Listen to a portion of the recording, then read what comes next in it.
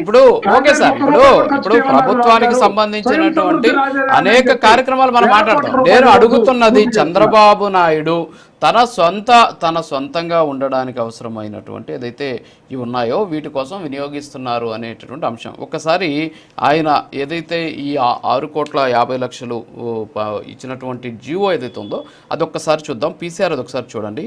రామారావు గారు, ఇది వచ్చేసి మనకు గవర్నమెంట్ ఆఫ్ ఇండియా ఏంటంటే ministry of housing and urban affairs AP వాళ్ళు ఏం చేశారు అంటే జన్పద్లో ఉన్నటువంటి నెంబర్ 1 బంగ్లాని అలాట్ చేశారు. ఎవరికి? Honourable chief minister of Andhra Pradesh. So దాదాపు 2 ఎకరాల 18 సెంట్ల భూమి ఉంటుంది. దీని చుట్టూ కూడా చాలా నిర్మాణాలు ఉన్నాయి. ఆయన ఉండడానికి రెసిడెన్షియల్, తర్వాత పోలీస్ బ్యారెక్స్, తర్వాత వచ్చేసి స్టోర్ రూమ్స్, తర్వాత వచ్చేసి లాన్స్, సర్వెంట్ క్వార్టర్స్ ఇవన్నీ కూడా ఉన్నటువంటి పరిస్థితి. అయితే ఇది చాలా కాలమైంది కట్టడం వల్ల ఈ కట్టినటువంటి పరిస్థితుల్లో ఇక్కడ చాలా వరకు కూడా ఇబ్బందులు ఉన్నాయి. ఏంటి అంటే ప్లంబింగ్ సిస్టమ్ సరిగా లేదు, లీకేజ్ అవుతుంది, సేపేజ్ అండ్ స్ట్రక్చరల్ వైలేషన్ ఉంది. సో దీనివల్ల కొంచెం ఇబ్బందికరంగా ఉంది. వీటన్నిటిని కూడా మార్చాలి అంటే కొంత ఖర్చు అవుతుంది. కనీసం అక్కడ వాష్రూమ్స్ కూడా సరిగా లేనటువంటి పరిస్థితి ఉంది. అలాగే వెంటిలేషన్ లేదు. దీంతోపాటు లీకేజ్లు ఎక్కువగా అవుతున్నాయి. అంటే చాలా కాలం క్రితం కట్టినట్టున్నారు బహుశా ఇది.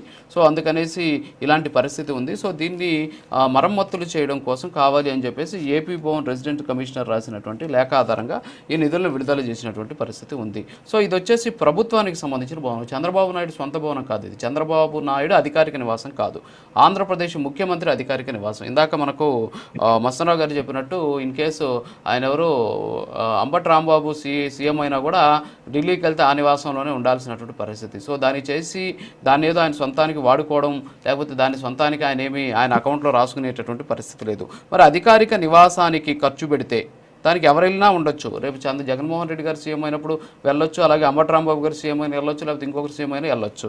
మరి అది చంద్రబాబు నాయుడు సొంతంగా వాడుకుంటున్నాడు, దుబారా చేసేస్తున్నాడు. దాంట్లో దుబారా ఎక్కడ ఉంది? సో అధికారిక నివాసానికి ఉన్నటువంటి మరమ్మతుల కోసం వినియోగిస్తున్న పరిస్థితి. దీన్ని ఎందుకు మీరు అంత పెద్ద ఇష్యూగా చేసి చూపిస్తుంది వైఎస్ఆర్ కాంగ్రెస్ పార్టీ? అదే సార్, ప్రభుత్వ ధనం దుబారా 2 నాలుకల ధోరణి, 2 కళ్ళ సిద్ధాంతం ఉంది కదా రాజు గారు. రిషికొండలో మా నాయకుడు జగన్మోహన్ రెడ్డి గారు ఒక లెజెండరీ బిల్డింగ్ ని ఆయన నిర్మాణం చేస్తే అదేమి ఆయన ఇంటికి తీసుకోవటం కాదు, ఆయన సొంత ఆస్తి కాదు. దాన్ని తమ అనుకూల మీడియా, తన అనుకూల జర్నలిస్టుల చేత, తన అనుకూల సోషల్ మీడియా చేత, ఐటీడీపీ చేత ఏ విధంగా ట్రోల్ చేయించారు అనేది కూడా మనం గుర్తు చేసుకోవాలి. నేనేమంటున్నానంటే ఇక్కడ విశేషం ఏంటంటే ఈ విధంగా